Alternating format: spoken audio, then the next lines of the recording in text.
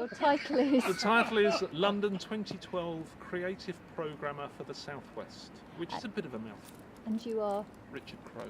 Lovely. Well, it's such an unusual project.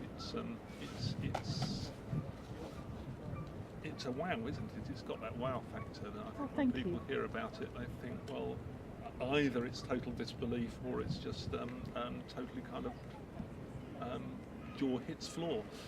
So I think, I think that's great. Can I ask what your thoughts were when you first heard about it? Can you describe the process of thinking you went through?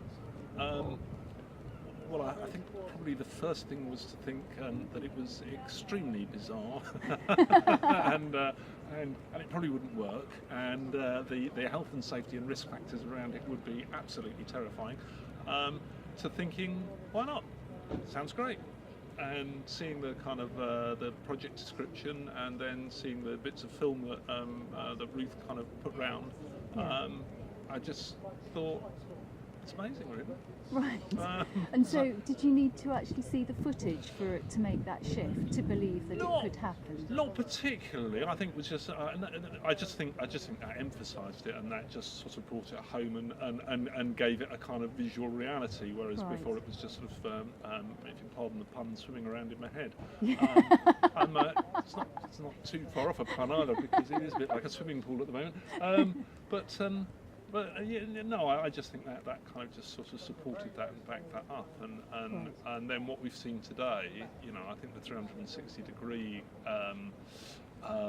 camera shots were just stunning, and it's so beautiful. And it's so simple. Yeah, it's just the straightforward technology in the pool. That's so often the way, is that the simplest things are actually the most beautiful and the most surprising, because there were things happening in shot, like the bubbles suddenly appearing and the light suddenly turning around, that you just sort of thought, wow, that is just beautiful, but it's not conscious, it's not being planned, it's just happened, and it's because it's just such a very simple medium in a way, once you've got the technology right, as you say. I mean, the technology is anything but the project, the concept is great.